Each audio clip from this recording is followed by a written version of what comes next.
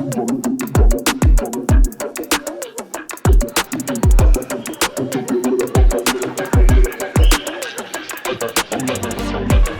to ODT Sports Chat, and I'm back at the Edgar Centre, and I'm with Leanne Anderson, who is the GM of Dunedin Netball. So I'm pleased I've come along, and there's a bit of netball activity going on, Leanne.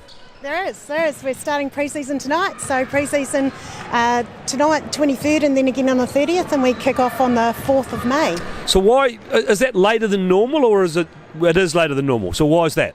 It is. So we went out, consulted our clubs last year, real strain on volunteers, and we had a 16-week season that had a really big gap, which is still going to have a really big gap for that university holidays.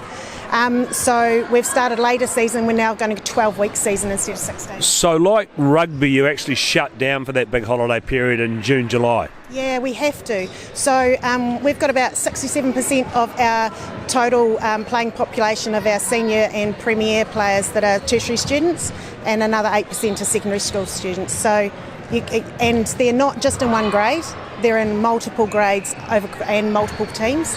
So there's no way that we can hold a competition because students just aren't here. So the season's going to start, and it's going to start in that end of that first week in May. And when does it finish now?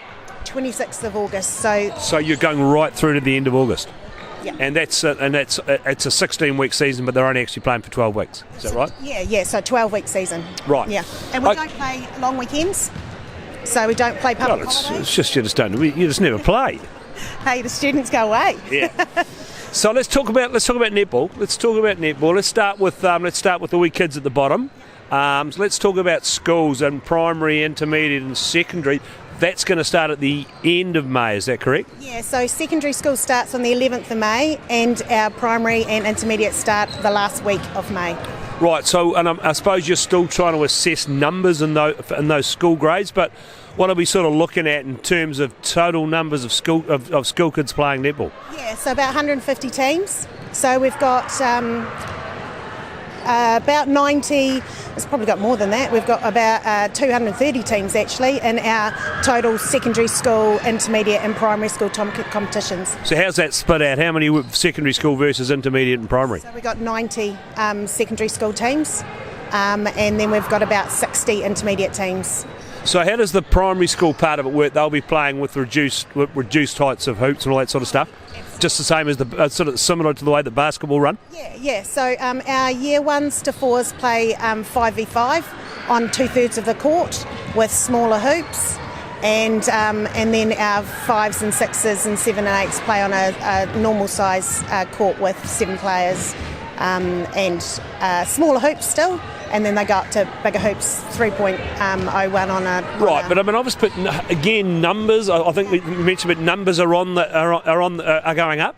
They are going up. We had a bit of a dip last year, so we were quite consistent through COVID. Certainly not in our primary school, because they were the ones that were couldn't come and play because we couldn't have spectators. Yep. So those were the ones that were affected a lot. But those numbers are back on the rise, and our Prem senior numbers are bumped right back up again this year. So okay, so let's talk about our Prem. So you want to, because some of the school teams, of course, are playing in your Prem grades, aren't they? Yeah. So we've got 5 school teams playing in our Prem grades. Right, okay, so how many Prem grades have we got, and how many teams in each grade? Yeah, so we've got 8 teams in a grade, we've got 3 Premier teams, Prem A, B and C, and then we've got 4 senior grades this year with 8 teams in each grade, so another 32 teams there. Right, and that's actually on the way, and I think you told me the senior grades are the ones that are on the way back up. Yeah, they are. So how many of those are, so there is a reasonable smattering of school teams involved in those grades? Yeah, so 5. We've got right. 5. Yeah, Columba, St Hilda's have got 2 teams, Torrey College and Otago Girls. Okay, so let's talk about the and what happens then? I mean, I was going to ask you about, you aren't associated with Steel as such. That's a totally professional league, correct? Yeah, that's right. So franchises are run by Netball South, and there's 5 franchises in the country, but there's 6 franchise teams. So they're run completely separate. Okay, so how many? We've still got a few local girls playing in that Steel team, though. Yeah, so we've got 2 local girls that are living in Dunedin. So Georgia and Kate Heffernan.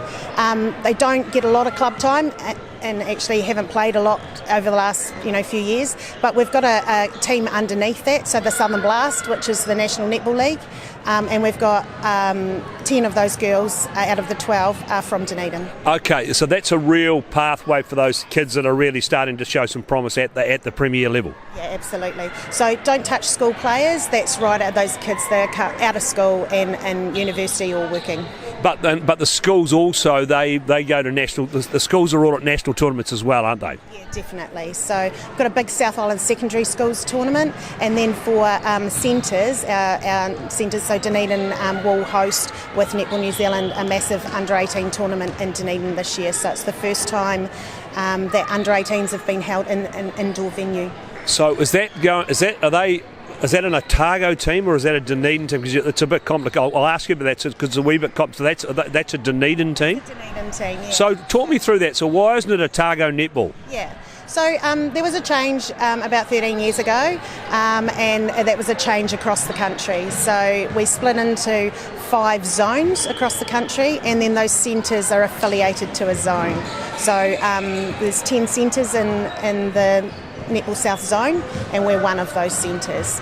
So now centres run representative programs and representative teams. Okay, so that means is there a Central Otago team, for example? Yeah, so Central Lakes, and that's part of the Central Otago, Wakatabu and Upper Clutha, so Wanaka, Invercargill, North Otago, South Otago. So yeah. But obviously in the Dunedin, so the Dunedin, for want of a better word, principality is basically from Mosgiel through to, say, Palmerston, is it? Yeah, that's right, yep. So East Otago High School play in our competition and Toko High School play in our competition. So that's kind of our boundaries. Right, okay, so we've got, so again, that pathway level, so we've got an under-18 tournament here. Have we got, is there under-16s and under-14 tournaments as well? Yeah, so under-16s we've got a Christchurch this year. They've got a King's Birthday tournament up there, and then they do another tournament in Queenstown and in Invercargill. We have open tournament in Auckland this year, and we have a men's team. So we haven't talked about men's. We have. I was going to ask you about this. So how many the kids in school? Is there many boys playing netball at this stage, or is it a bit of a? Yeah, not really. So, but we do have boys, and they can play in any team. Right. And it's not. There's no prescription on how many boys are allowed to play in a team. Okay. Which is fantastic. So they can do that up to school, secondary school, and then in secondary school they can play mixed. So we have mixed netball grades in our secondary school competition on a Saturday, and then we have men's grades. So how many would you have in men's grades playing on a Saturday, for example? Well, we don't have men's on a Saturday. Right. We play on a Monday night. Right. So we've got probably two this year, which is down. We are trying to get a youth grade, so that means that they could play in the under-18 tournament in Dunedin for nationals. But that's still a work in progress at this stage. So all the Prem women.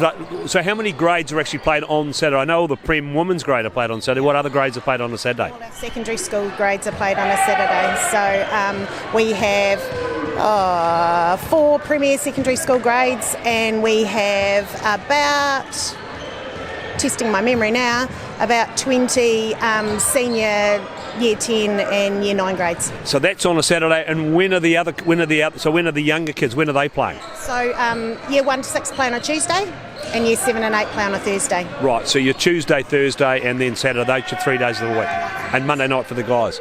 So it's obviously pretty busy. I mean, for your team, how big's your team, for example?